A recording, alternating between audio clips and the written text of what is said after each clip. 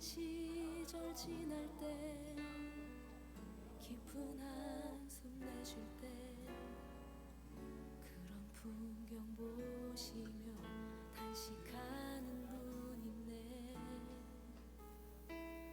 호와 같이 너희를 버려두지 않으리. 내가 너희와 영원히 함께하리라. 성령이 오셨네. 성령이 오셨네. 내 주에 보내신 성령이 오셨네. 우리 인생 가운데 신이 찾아오셔서 그 나라 꿈꾸게 하시네. 자매님들이 고백하겠습니다. 억눌린 자 갇힌 자 자유함이 없는 자 피난처가 되시는 성령님 계시네. 주의 영이 계신 곳에 참 자유가 있다네. 진리의 영이신 성령이 오셨네. 다 함께 성령이 오셨네. 성령이 오셨네. 성령이 오셨네. 내 주에 보내신 성령이 오셨네. 우리 인생 가운데 신이 찾아오셔서 그 나라 꿈꾸게 하시네. 성령이 오셨네. 성령이 오셨네. 성령이 오셨네. 내 주에 보내신 성령이 오셨네. 우리 인생 가운데 신이 찾아오셔서 그 나라 꿈꾸게 하시네. 성령이 오셨네. 성령이 오셨네. 내 주에 보내신 성령이 오셨네. 우리 인생 가운데 신이 찾아오셔서 그 나라 꿈꾸게 하시네. 성령이 오셨네. 성령이 오셨네. 내 주에 보내신 성령이 오셨네. 우리 인생 가운데 신이 찾아오셔서 그 나라 꿈꾸게 하시네.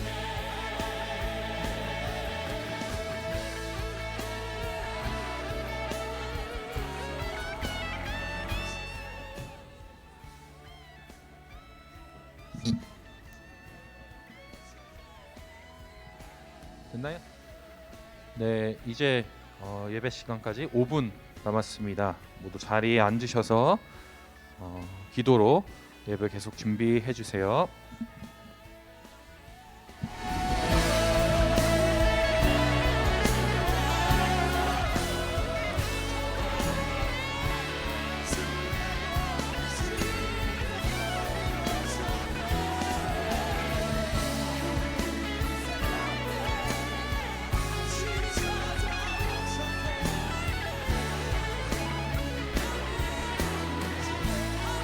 성령이 오셨네.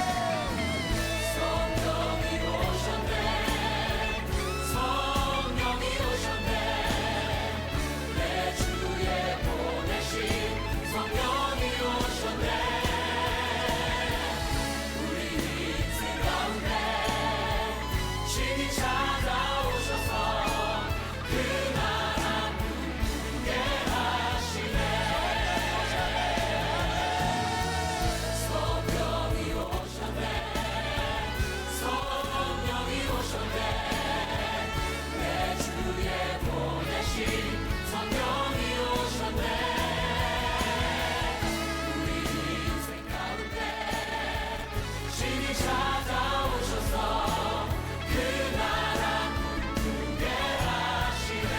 나의 족속들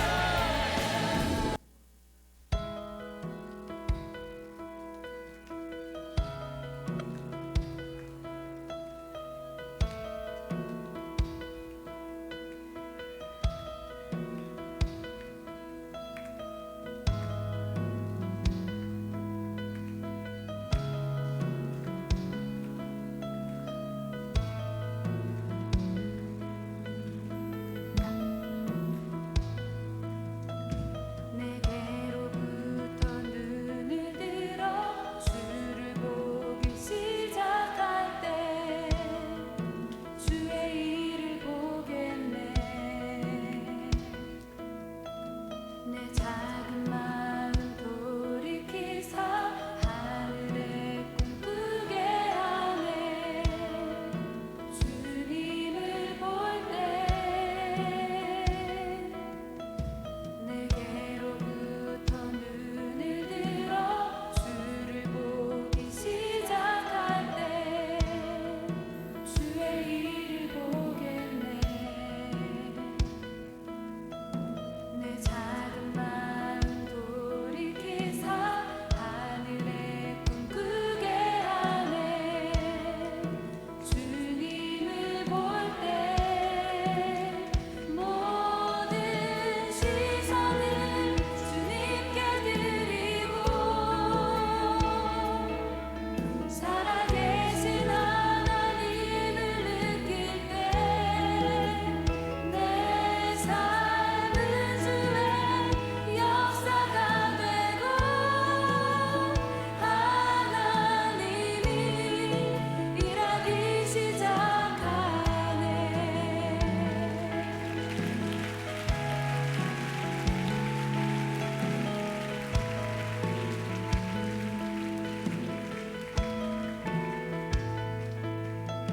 성령이 나를 변화시켜 모든 두려움 사라질 때 주의 일을 보겠네.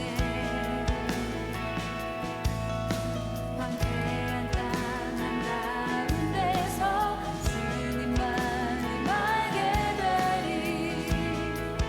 주님을 볼 때 모든 시선을 주님께 드리고 살아계신 하나님을 느낄 때 내 삶은 주의 역사가 되고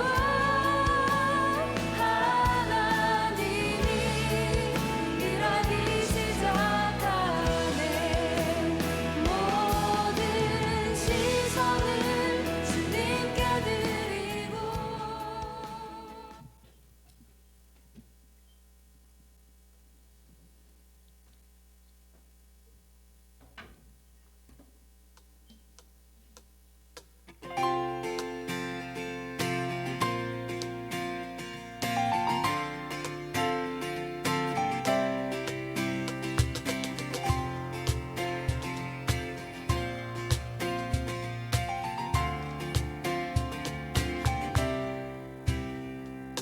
나는 노래하네.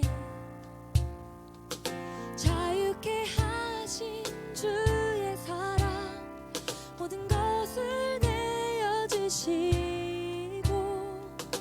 우리를 구하셨네. 나는 노래하네.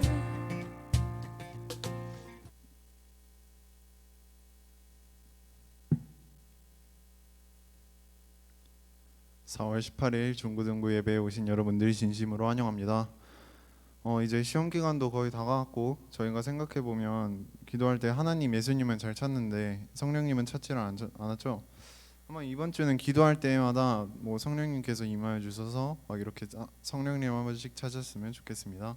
모두 자리에서 일어나셔서 사도신경으로 예배를 시작하도록 하겠습니다.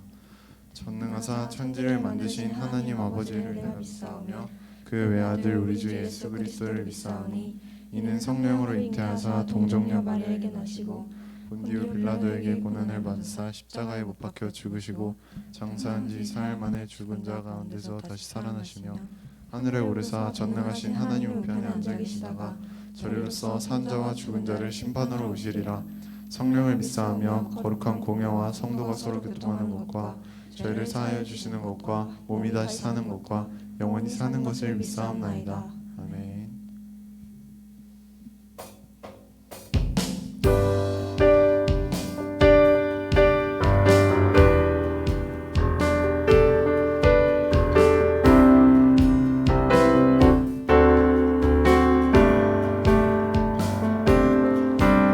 마지막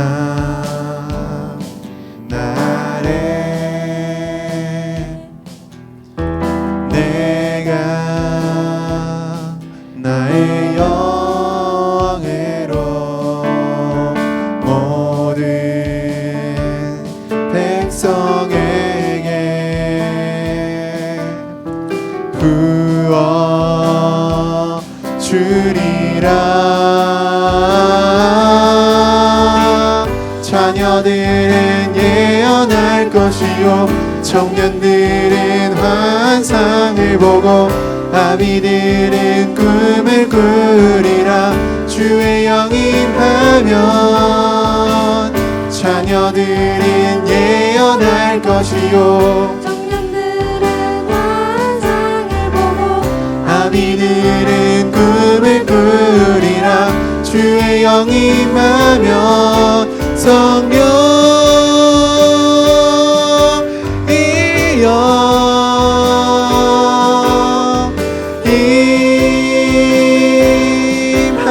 임하소서. 성령이여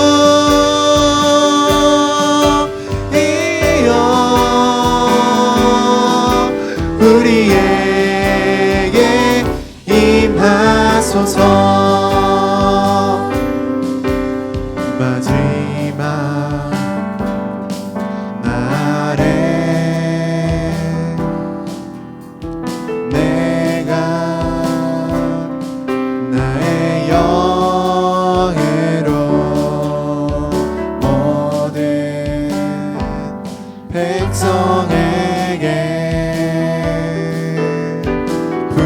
부어 주리라. 자녀들은 예언할 것이요 청년들은 환상을 보고 아비들은 꿈을 꾸리라. 주의 영임하면 자녀들은 예언할 것이요 청년들은 환상을 보고 아비들은 꿈을 꾸리라. 주의 영임하면 성령이여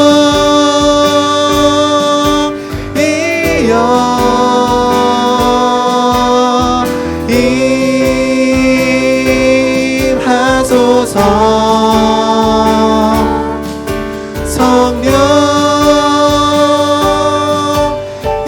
성령이여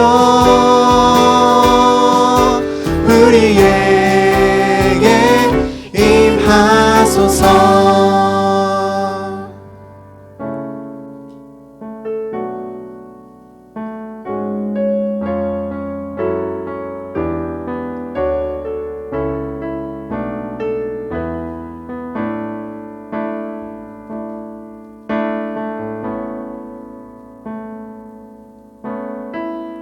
응원 시절 지날 때 깊은 한숨 내쉴 때 그런 풍경 보시며 단식하는 분 있네.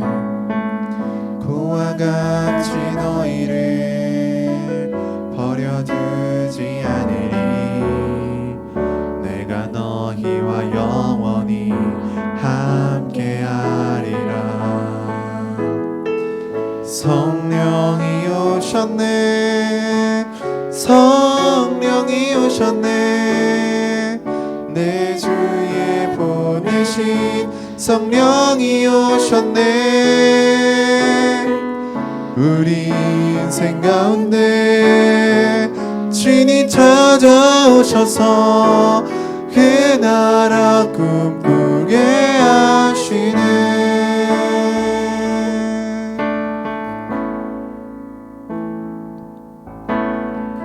억눌린 자 다친 자 자유함이 없는 자 피난처가 되시는 성령님 계시네. 주의 영이 계신 곳에 참 자유가 있다네. 진리의 영이신 성령이 오셨네. 성령이 오셨네. 성령이 오셨네. 성령이 오셨네. 내 주에 보내신 성령이 오셨네. 우리 인생 가운데 주님 찾아오셔서 그 나라 꿈꾸게 하시네. 성령이 오셨네. 성령이 오셨네. 성령이 오셨네. 내 주에 보내신 성령이 오셨네.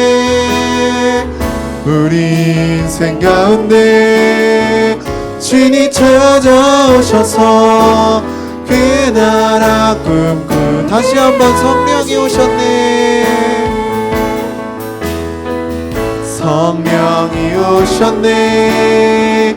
성령이 오셨네. 내 주에 보내신 성령이 오셨네.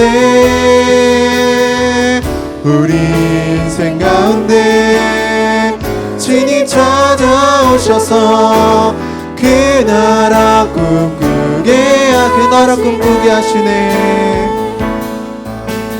그 나라 꿈꾸게 하시네. 그 나라 꿈꾸게 하시네. 그 나라 꿈꾸게 하신. 다시 한번 그 나라 꿈꾸게 하시네. 그 나라 꿈꾸게 하시네. 내게로부터 눈을 들어 주를 보기 시작할 때 주의 일을 보겠네. 내 작은 마음 돌이키사 하늘의 꿈꾸게 하네. 주님을 볼 때 내게로부터 눈을 들어 주를 보기 시작할 때 주의 일을 보겠네. 내 작은 마음 돌이키사 하늘의 꿈꾸게 하네. 주님을 볼 때 모든 시선을 주님께 드리고 살아계신 하나님을 느낄 때 내 삶은 주의 역사가 되고 하나님이 일하기 시작하네.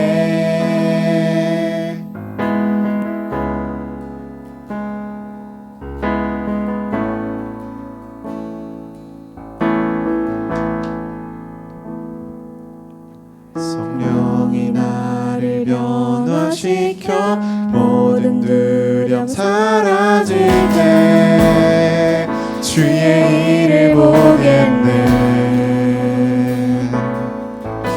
황폐한 땅 한가운데서 주님 마음 알게 되리.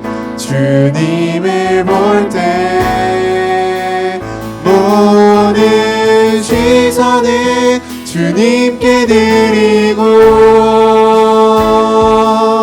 살아계신 하나님을 느낄 때 내 역사가 되고 하나님이 일하기 시작. 모든 시선을 주님께 드리고 전능하신 하나님을 느낄 때 세상은 주의 나라가 되고 하나님이 일하기 시작하네.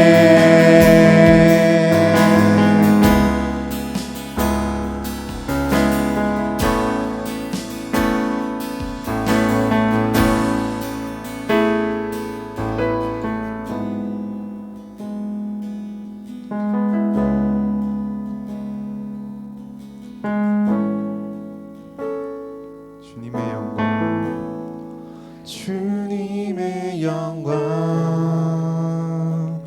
임하네. 주 볼 때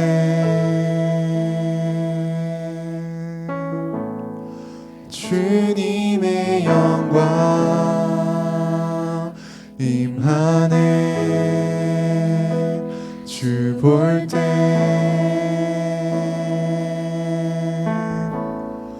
주님의 영광 임하네. 주 볼 때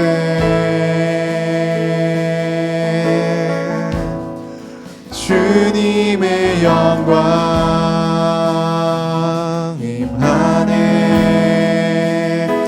주 볼 때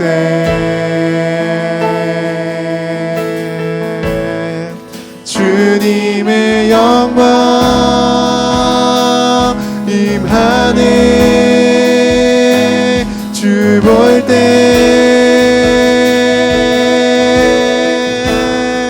주님의 영광 임하네. 주 볼 때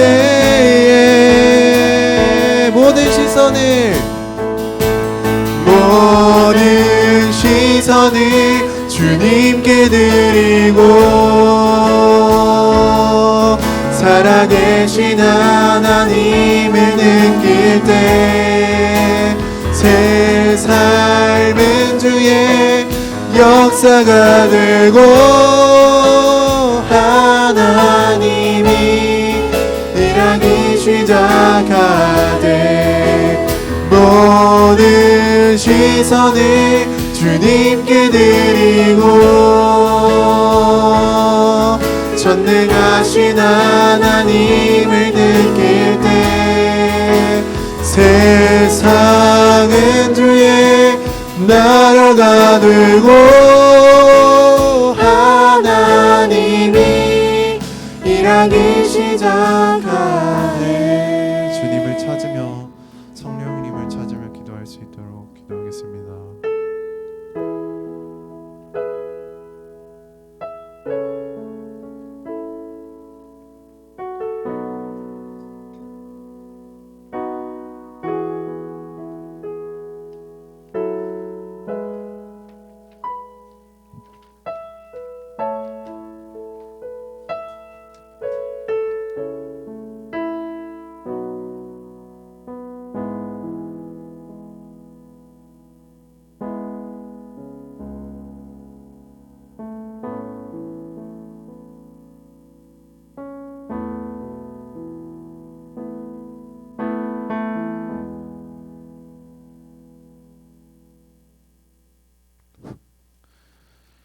네, 오늘 우리에게 주시는 하나님의 생명의 말씀은 창세기 15장입니다. 창세기 15장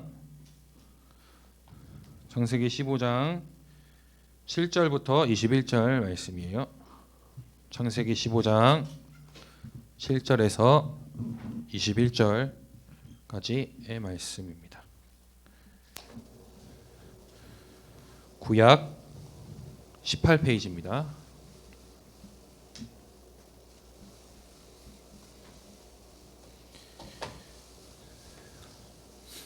창세기 15장 7절에서 21절 함께 교독하겠습니다. 또 그에게 이르시되 나는 이 땅을 내게 주어 소유를 삼게 하려고 너를 갈대아인 우르에서 이끌어낸 여호와니라. 그가 이르되 주 여호와여 내가 이 땅을 소유로 받을 것을 무엇으로 알리이까? 여호와께서 그에게 이르시되 나를 위하여 3년 된 암소와 3년 된 암염소와 3년 된 순양과 산비둘기와 집비둘기 새끼를 가져올지니라. 아브람이 그 모든 것을 가져다가 그 중간을 쪼개고 그 쪼갠 것을 마주 대하여 놓고 그 새는 쪼개지 아니하였으며 솔개가 그 사체 위에 내릴 때에는 아브람이 쫓았더라. 해질 때에 아브람에게 깊은 잠이 임하고 큰 흑암과 두려움이 그에게 임하였더니 여호와께서 아브람에게 이르시되 너는 반드시 알라 내 자손이 이방에서 객이 되어 그들을 섬기겠고 그들은 400년 동안 내 자손을 괴롭히리니 그들이 섬기는 나라를 내가 징벌할지며 그 후에 네 자손이 큰 재물을 이끌고 나오리라. 너는 장수하다가 평안히 조상에게로 돌아가 장사될 것이요 내 자손은 4대 만에 이 땅으로 돌아오리니 이는 아무리 족속의 죄악이 아직 가득 차지 아니함이니라 하시더니 해가 져서 어두울 때 연기 나는 화로가 보이며 타는 횃불이 쪼갠 고기 사이로 지나가더라. 그날에 여호와께서 아브람과 더불어 언약을 세워 이르시되 내가 이 땅을 애굽 강에서부터 그 큰 강 유브라데까지 내 자손에게 주노니 곧 겐 족속과 그니스 족속과 간몬 족속과 헷 족속과 브리스 족속과 르바 족속과 다 같이 아모리 족속과 가나안 족속과 기르가스 족속과 여부스 족속의 땅이니라 하셨더라. 아멘.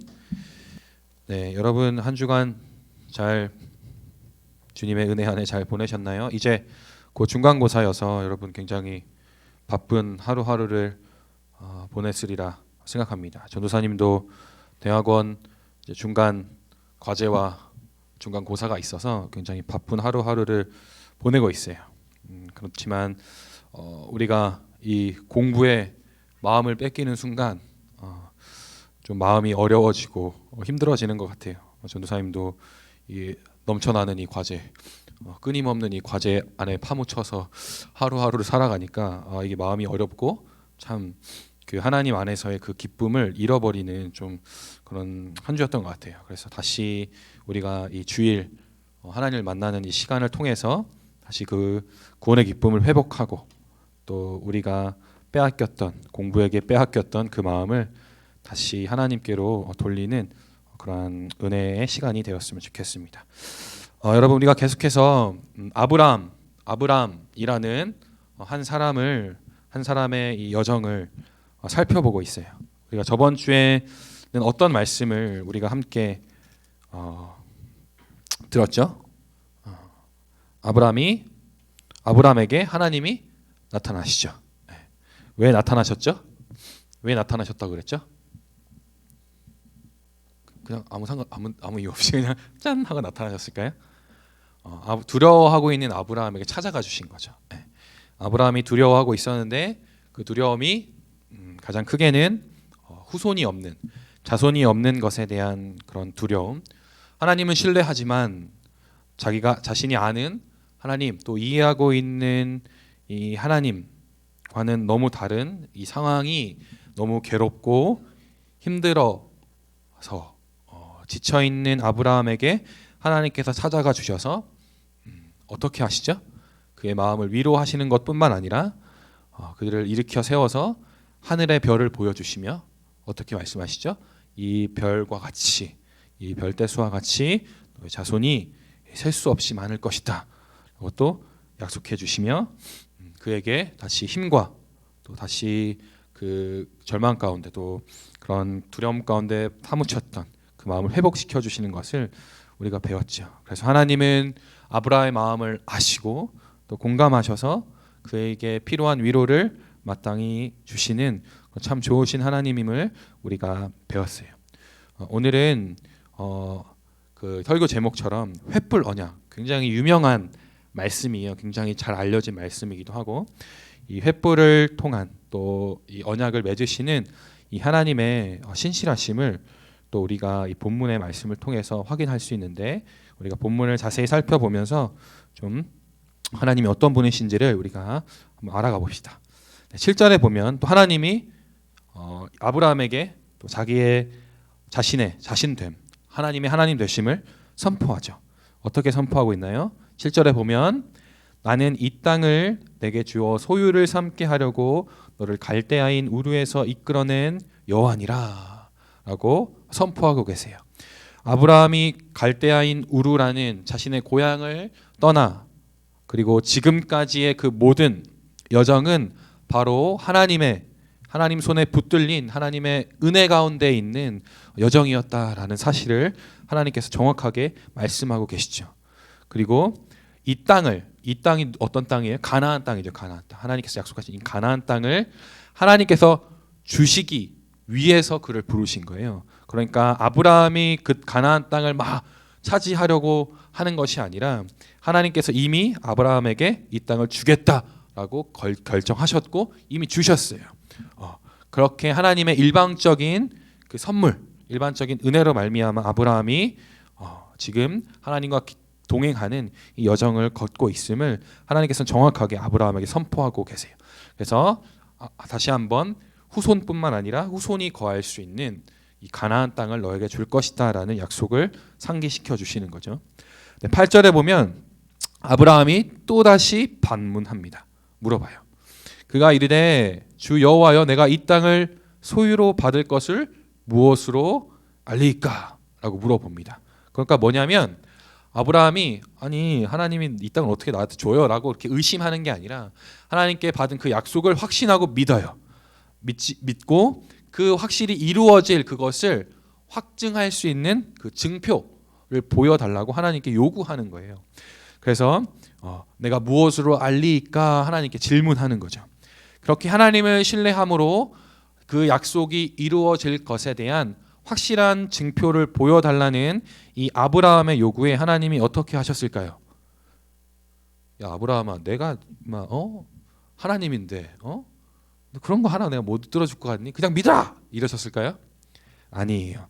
하나님께서 아브라함에게 그 증표를 보여주시기 위해서 아브라함에게 명령하십니다. 어떻게 명령하시냐면 여호와께서 그에게 이르시되 나를 위하여 3년 된 암소와 3년 된 암염소와 또 3년 된 순양 그리고 산비둘기와 쥐비둘기 새끼를 가져올지니라 라고 그렇게 명령하십니다. 근데 왜 하필이면 3년 된 그 짐승을 갖고 오라고 얘기하셨을까요? 뭐냐면 이 3년 된 이 짐승은 이 그때가 가장 건강하고 가장 가치가 있을 시기다라는 거예요. 가장 좋은 짐승들을 가져오라고 하신 거예요. 그리고 하나님께서 그에게 또 이르시기를 그 모든 것들을 다 반으로 쪼개라, 둘로 쪼개서 마주 대하여 놓으라라고 얘기해요. 그러나 이 비둘기는 굉장히 조그맣기 때문에 쪼개지는 않고 그냥 이렇게 마주 보게 이렇게 놓은 거죠. 그러니까 하나님께서 아브라함에게 내가 너에게 이 땅을 줄 거야라는 이 약속이 이루어질 것을 확증하시기 위해 또 그 증표를 보여주시기 위해서 준비하시는 거예요. 쉽게 말해서 언약식을 준비하시는 것이다라는 거예요. 하나님께서 이 언약식을 준비함에 있어서 가장 좋은 것들로 준비하시는 것을 볼 수 있어요. 자, 여러분, 전사님 어제 결혼식을 갔다 왔거든요. 결혼식도 언약식이랑 비슷해요. 그래서 내가 이 사람과 내가 저 사람과 함께 결혼한다. 우리는 이제 부부다라고 이제 언약을 맺는 거예요. 그 언약을 맺을 때 우리가 무엇을 주고받죠? 맞아요. 반지를 주고받죠. 그래, 반지를 우리가 이 손가락에 끼면 이제 우리 둘은 부부입니다라는 것에 대한 그 언약을 완전히 맺는 그런 상징을 가지고 있죠. 그런 것처럼 하나님께서 그렇게 준비시키시는 거예요. 근데 여러분 우리가 그 결혼식 할 때 반지를 우리가 그 언약식의 상징으로 또 증표로 하잖아요. 근데 그 반지를 그냥 길 가다가 민들레꽃을 뽑아가지고 민들레로 만드는 반지로 하나요? 아니죠. 그 결혼식의 중요성만큼 또 내가 상대방을 사랑하는 만큼 가장 아름답고 귀한 것으로 그 우리의 결혼을 우리의 언약식을 표징할 반지로 삼는다라는 거죠. 그런 거와 마찬가지로 하나님께서도 아브라함과 이 언약식을 체결하기 위해서 가장 좋은 3년 된 짐승들로 그 언약식을 준비하고 계심을 볼 수 있어요. 그러니까 하나님이 아브라함을 얼마나 아끼고 사랑하는지가 오늘 본문에서 이 언약식을 준비하는 과정 가운데 드러나고 있다라는 거죠. 솔직히 그냥 보여주기만 하면 되는 거니까 대충 그냥 아무거나 잡아다가 그냥 이렇게 언약식을 치룰 수 있었어요. 그러나 하나님은 절대 그렇게 하지 않으시고 그 하나하나 가장 최상급인 최상의 가치가 있는 가장 좋은 걸로 언약식을 준비하셨다라는 거죠. 그래서 아브라함이 하나님의 말씀에 즉각적으로 순종했어요.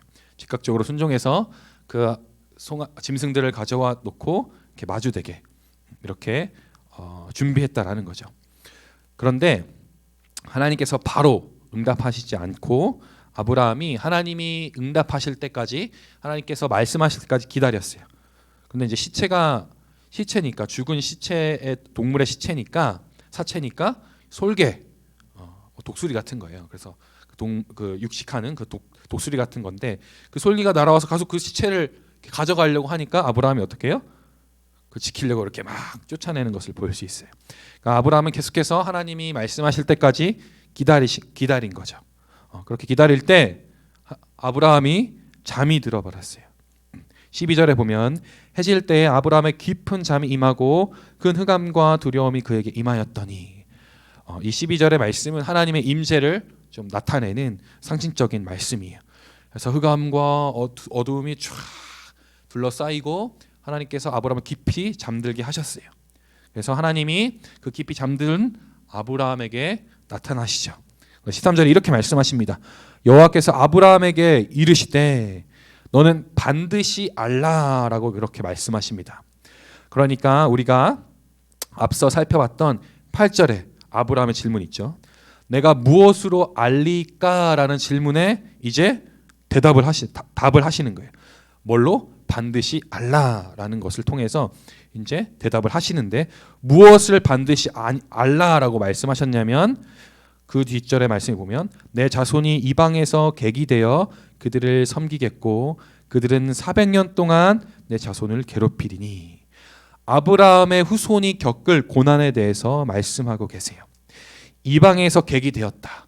이방에서 객이 되어서 그 이방의 나라를 종으로 섬기게 될 것이다라고 말씀하시고 또 그 종으로 섬기는 그 이방 나라가 아브라함의 후손을 괴롭힐 것이다라고 그렇게 말씀하시는 거죠.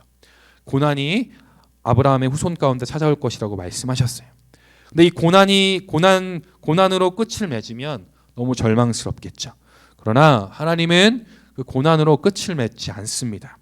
어떻게 하시냐면 14절에 보면 그들이 섬기는 나라를 내가 징벌하며 그 후에 내 자손이 큰 재물을 이끌고 나오리라. 엄청난 반전이 생기죠. 하나님께서 어떻게 말씀하시냐면 그 아브라함의 후손을 괴롭히는 그 나라를 벌하실 것이다 라고 말씀하세요. 그리고 그 벌하시는 것뿐만 아니라 그 나라의 큰 재물을 가지고 너의 후손들이 나올 것이다 라고 그렇게 말씀하시는 것을 볼 수 있어요. 그런데 이 14절의 말씀을 통해서 또 우리가 우리를 기억나게 하는 게 있죠. 무엇이냐면 바로 처음 하나님께서 아브라함에게 찾아오셔서 약속하신 말씀이 기억이 나요. 12장 3절에 보면 창세기 12장 3절에 보면 너를 축복하는 자에게는 내가 복을 내리고 너를 저주하는 자에게는 내가 저주하리니 라고 그렇게 말씀하고 있어요. 하나님께서는 그 아브라함 후손이 겪게 될 그 고난 그리고 그 고난의 당사자인 그 아브라함의 후손을 괴롭혔던 이 이방 나라를 이 창세기 12장 3절의 약속의 말씀처럼 그들을 벌하여 줄 것이다 라고 말씀하고 있어요. 그러니까 아브라함의 후손을 저주하니 그 저주하는 자들을 하나님께서 징벌하시는 그러니까 12장 3절의 말씀을 아브라함의 후손에게까지 계속해서 그것을 지키실 것이라는 것을 말씀해주고 있다는 거죠. 그리고 더 나아가서 그들을 징벌하시는 것뿐만 아니라 그들의 원수를 징벌하시는 것뿐만 아니라 아브라함의 자손이 계속해서 큰 재물을 얻게 되는 그 복을 누리게 될 것을 하나님께서 아브라함에게 예언하고 계신 거예요. 그리고 15절에 보면 너는 장수하다가 평안히 조상에게로 돌아가 장사될 것이요. 아브라함은 이 후손들이 이 가나안 땅에 다시 돌아와 이 가나안 땅을 소유하게 될 것을 보지 못하고 죽게 될 거예요. 그러나 아브라함은 자신의 때에 자신이 살아 있을 때 그 후손이 가나안 땅을 완전히 소유하게 될 것을 보진 못하지만 끝까지 하나님의 말씀을 순종하고 또 믿고 신뢰함으로 나아갔기 때문에 하나님께서 그의 마땅한 복을 주시는데 그 복이 뭐냐면 장수와 또 평안히 조상에게로 돌아가게 하실 것이다라는 거죠. 이 마지막 아브라함의 그 마지막을 하나님께서 평안하도록 축복해 주신다라고 말씀하고 있는 거예요. 하나님의 말씀에 순종하고 또 하나님의 말씀을 의지하여 살아가는 하나님의 말씀에 순종하며 살아가는 자들의 복이 바로 이 장수와 또 평안히 하나님께로 가는 그런 축복이다라는 사실을 15절에서 말씀해 주고 있는 거예요. 그리고 16절로 넘어와서 다시 아브라함의 후손에 대한 말씀을 하고 계십니다. 내 자손은 4대 만에 이 땅으로 돌아오리니 이는 아모리 족속의 죄악이 아직 가득 차지 아니함이라 하시더니 아브라함의 후손이 4대 만에면 뭐예요? 1세대가 우리가 100년으로 보잖아요. 그러니까 4대는 뭐예요? 400년 만에 400년 만에 아브라함의 후손이 다시 가나안 땅으로 돌아와서 가나안 땅의 모든 것들 땅의 모든 것을 소유하게 될 것이다라고 말씀하시는 거예요. 그렇다면 왜 400년 동안이나 긴 시간을 기다려야 하는지에 대한 이유를 하나님께서 말씀해 주세요. 아모리 족속의 죄악이 아직 가득 차지 아니하였다라고 말씀하시고 계시는데 이 말씀이 무슨 말씀이냐면 하나님께서 아브라함에게 가나안 땅을 선물로 주신다고 말씀하셨고 그의 후손에게 가나안 땅을 선물로 주신다고 약속하셨어요. 그런데 하나님께서는 이 아브라함의 후손을 위하여서 아무런 죄도 없는 그 가나안 지역에 살고 있는 족속들을 다 쫓아내고 그들을 멸하시는 분이 아니에요. 한 민족의 부귀와 영화를 위해서 다른 민족을 멸하시고 완전히 무너뜨리시는 분이 아니시다라는 거예요. 하나님께서는 가나안 족속들의 죄악이 차고 넘쳐서 그들이 심판을 받게 될 것을 말씀하시고 심판받아서 멸하여진 그 땅 가나안 땅을 아브라함 족속에게 주실 것이다라고 말씀하고 있는 거예요. 그러니까 400년이라는 긴 시간은 이 가나안 지역에 살고 있는 이 족속들에게 기회를 주시는 거예요. 어떤 기회를 주시냐면 회개할 기회를 주시는 거예요. 이 아브라함의 가나안 족속의 죄악이 가득 차지 않도록 회개할 수 있는 기회를 그들에게 주는 거예요. 그러나 과연 그들이 회개하고 돌이켰을까요? 그렇지 않았어요. 여러분, 우리가 지금 13절부터 16절까지의 내용을 한번 살펴보았는데 어디서 많이 들어봤던 이야기 아닌가요? 성경의 내용 중 어디서 많이 들어봤던 이야기 아니에요? 여러분, 모세 아시죠? 모세 출애굽하던 시기 아시죠? 그때 그 시기에 이 하나님께서 오늘 아브라함에게 말씀하신 이 후손에 대한 이 예언이 성취되는 거예요. 애굽에서 종노릇하던 이 이스라엘이 400년 만에 출애굽합니다. 모세라는 인물을 통해서 출애굽해서 광야 40년 동안을 삶을 살다가 가나안 땅을 소유하게 되는데 그래서 이 약속이 성취된 그때 모습들을 살펴보면 그때 가나안 지역에 살고 있던 족속들이 다 하나님을 대적하던 사람들이었어요.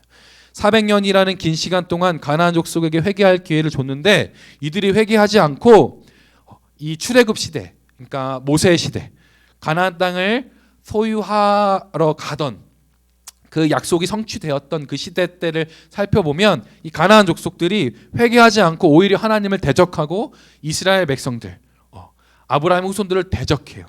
그래서 그들이 심판을 받아 멸함을 받게 되는 것을 볼 수 있어요. 그러니까 하나님의 약속대로, 하나님의 예언대로 가나안 족속에 살고 있는 자들은 회개하지 않고 또 돌이키지 않아서 멸망받게 되고 하나님의 족속들, 하나님의 민족, 아브라함의 후손들은 하나님의 약속대로 가나안 땅을 소유하게 됩니다. 참 재밌는 건 뭐냐면 여러분 그 가나안 지역에 살고 있는 족속 중에 하나님을 알고 하나님을 믿은 사람은 다 구원받았어요. 이스라엘 족속과 함께 그러니까 아브라함 후손과 함께 그 가나안 땅에 같이 머물러 살게 되었어요. 그 중에 대표적인 인물이 누구냐면 기생 라합이에요. 라합. 그 가나안 지역의 여리고성이라고 있는데 그 여리고성에 살고 있었던 기생 라합이라는 사람은 이방인이었지만 그 가나안 족속에 살고 있었던 사람이었지만 하나님을 알았고 하나님을 믿었어요. 그래서 그는 멸함을 받지 않고 이스라엘 족속과 함께 아브라함의 후손과 함께 그 가나안 지역에 사는 것을 볼 수 있어요. 그러니까 하나님은 그냥 막 하나님 뜻을 이루기 위해서 아무런 이유 없이 막 멸하시고 막 그렇게 하시는 분이 아니시다라는 사실을 우리가 그 출애굽 시대와 또 오늘 말씀을 통해서 알 수 있다라는 거죠. 그리고 우리가 방금 전도사님이 이야기한 것처럼 이 약속은 결국 성취가 됩니다.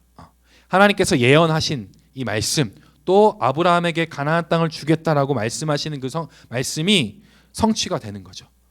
400년 후에.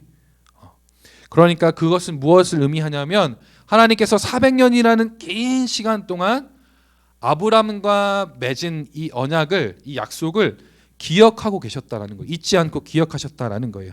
그래서 출애굽기 2장의 말씀에 보면 출애굽기 2장 24절에서 25절에 보면 이제 이스라엘 백성들이 하나님의 예언대로 애굽에서 종로로 타는 거예요. 종살이 하는 거예요. 종살이 하고 있는 이스라엘 백성 아브라함의 후손들을 보시며 하나님께서 어떻게 말씀하시냐면 하나님이 그들의 고통 소리를 들으시고 하나님이 아브라함과 이삭과 야곱에게 세운 그의 언약을 기억하사. 어떤 거를 기억했다고요? 아브라함과 맺은 언약을 기억하셔서 하나님이 이스라엘 자손을 돌보셨고 하나님이 그들을 기억하셨더라.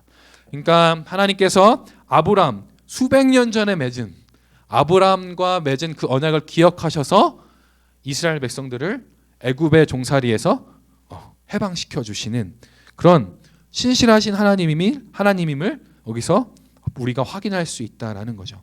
그러니까 하나님은 한번 약속하면 절대 그 약속을 깨트리시는 분이 아니시다라는 거죠. 그것도 몇 년간? 수백 년간.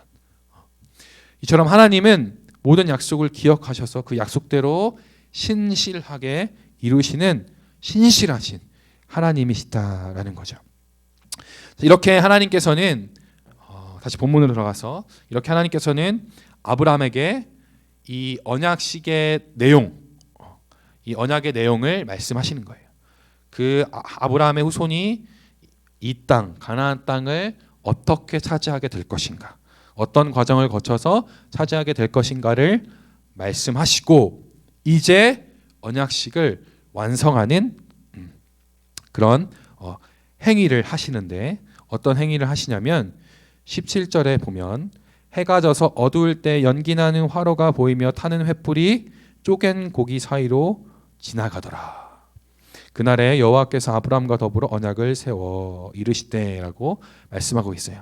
그러니까 하나님께서 처음 아브라함에게 그 짐승을 준비해서 두 개로 쪼개서 이렇게 마주보게 해라라고 말씀하신 그 준비는 뭐냐면 그 고대 시대, 이 아브라함 시대의 언약식의 한 모습인 거예요. 그러니까 그 당시에는 어떻게 언약을 맺었냐면 언약을 맺는 그 당사자 둘이 오늘 본문처럼 그 쪼갠 시체, 쪼갠 그 동물들 그 마주보기 해서 그 사이로 지나갑니다.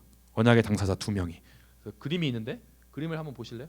이렇게 쪼개진 짐승의 그 사체 사이로 이렇게 지나가요.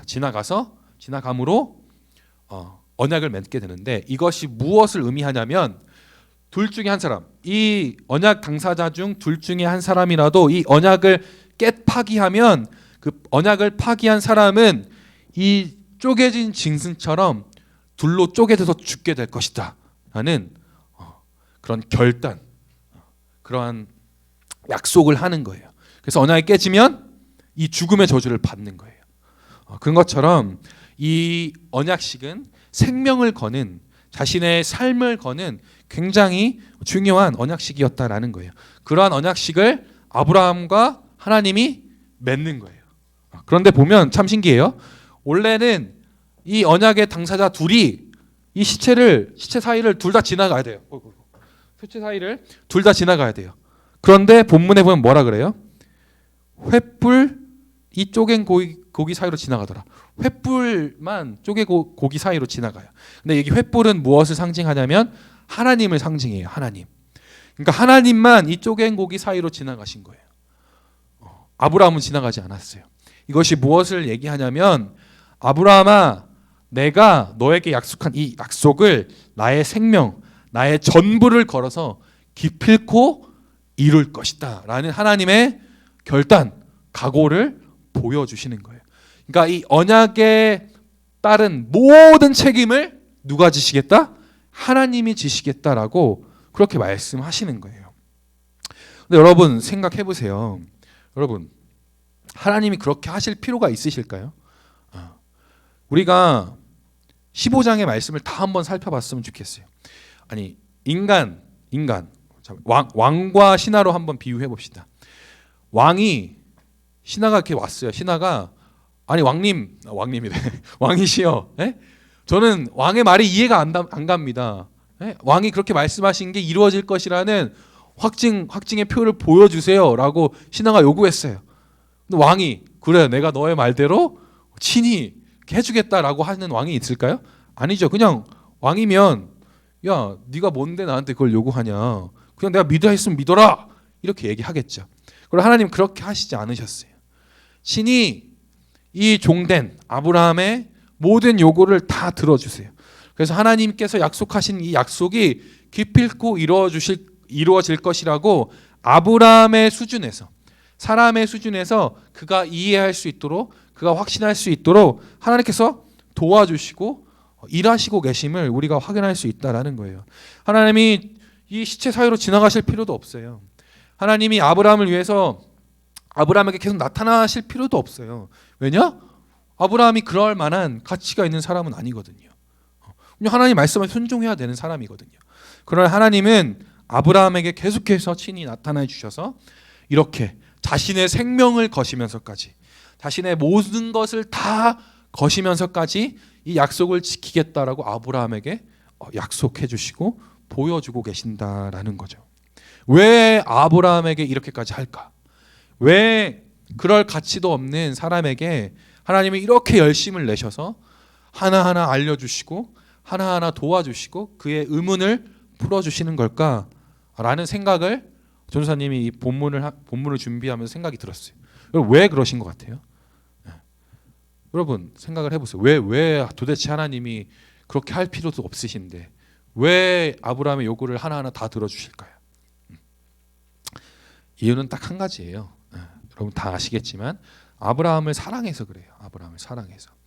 그래서 아브라함이 원하는 또 아브라함이 이 약속을 확증할 수 있는 그의 그 수준에까지 하나님이 내려가셔서 그 수준에 맞춰서 하나하나 다 그의 요구대로 다 들어주시는 것을 볼 수 있다라는 거예요. 여러분 하나님의 사랑에 대해 매우 잘 나타나 있는 말씀이 하나 있는데 그게 바로 스바냐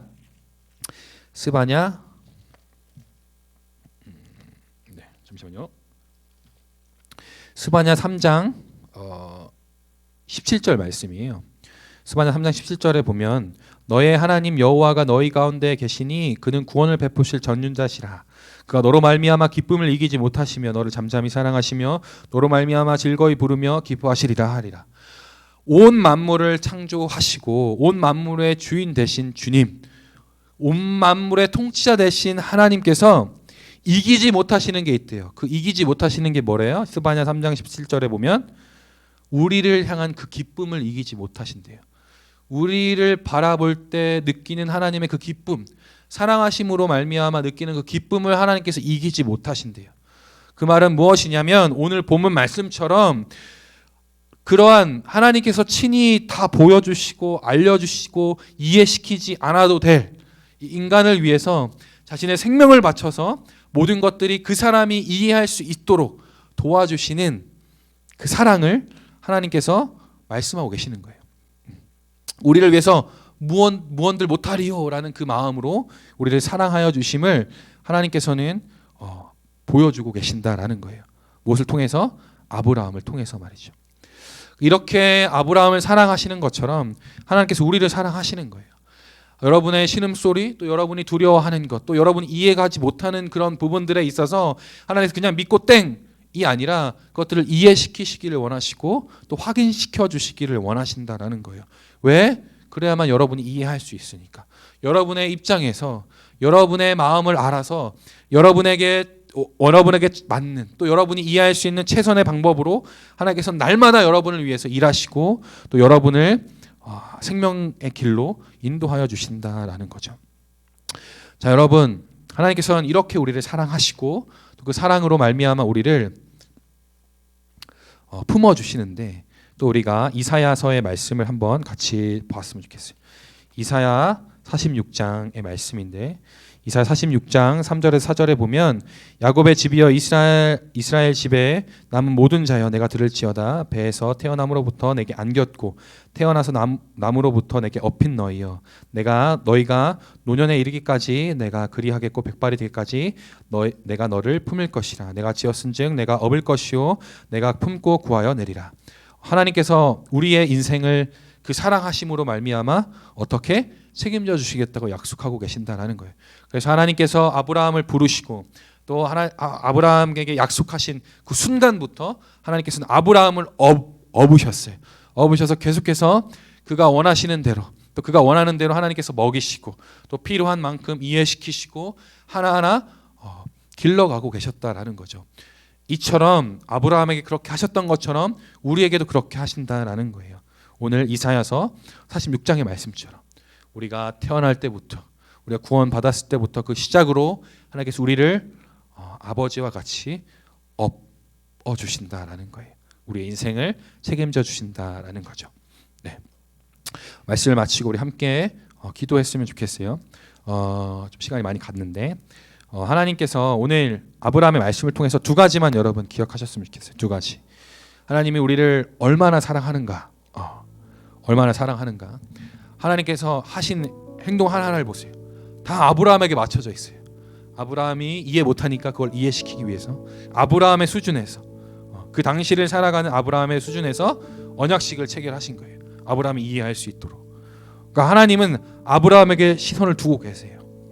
그래서 아브라함이 두려워하고 있는 아브라함을 찾아가서 위로해 주시고, 또 이해하지 못하면 이해할 수 있도록 도와주시고, 또 그렇게 아브라함을 사랑하시는 것뿐만 아니라 그 아브라함을 어떻게 하고 있어요?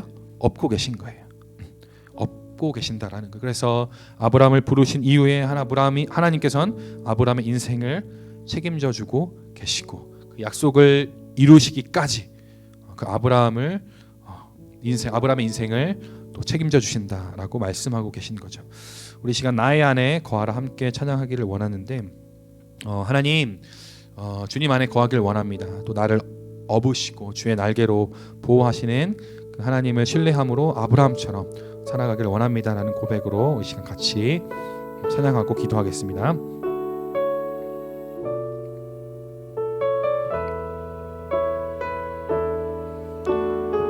나의 안에 거하라. 나의 안에 거하라.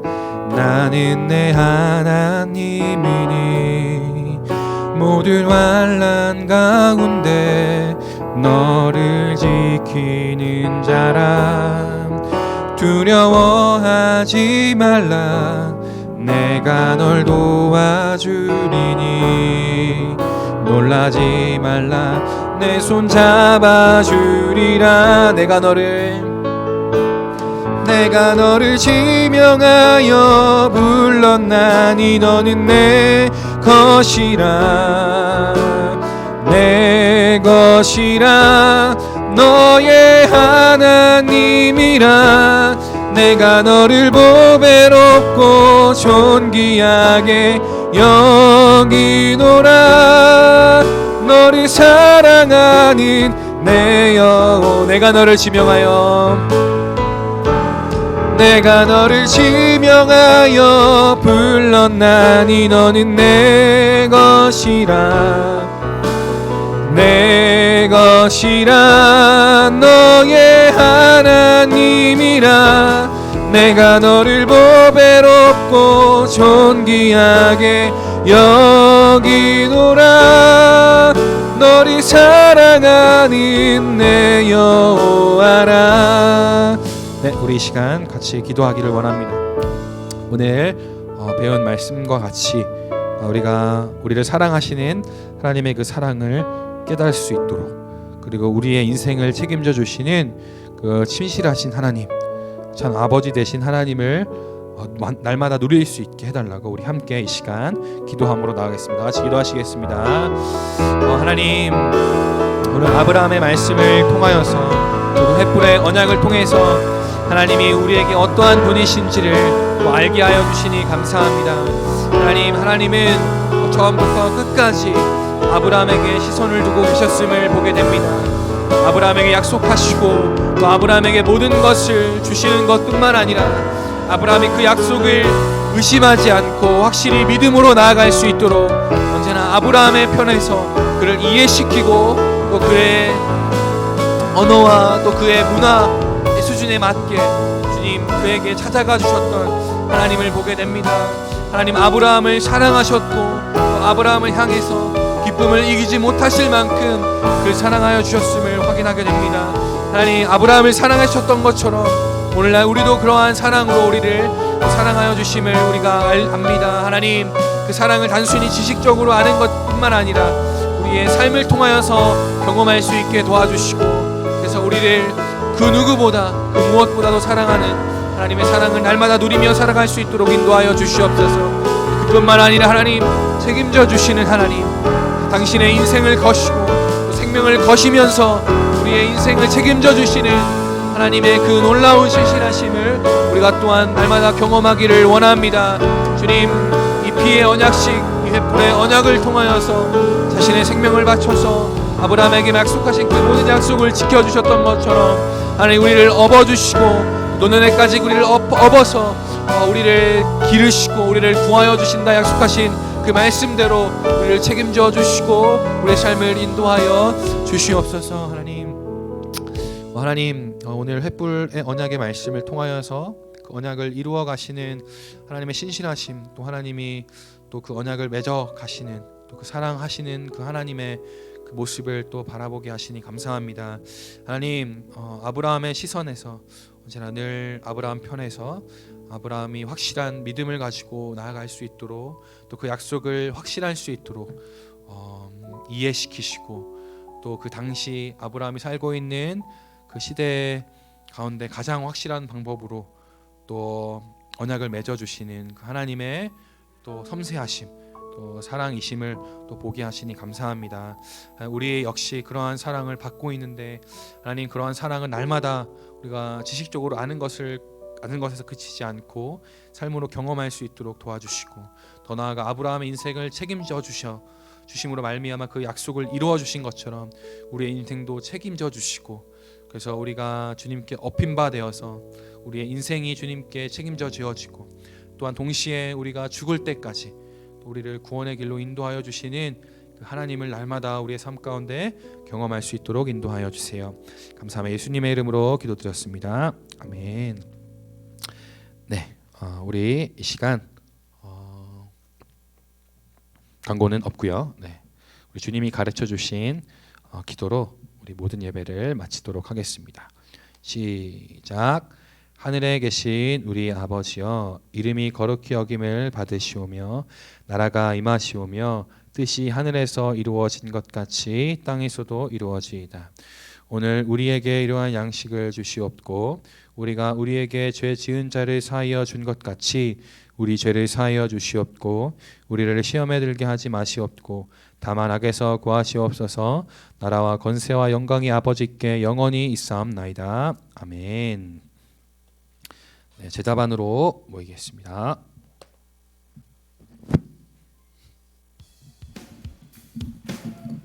여러분 주님께 감사하십니까? 이 마음 변치 않았으면 좋겠습니다. 할렐루야.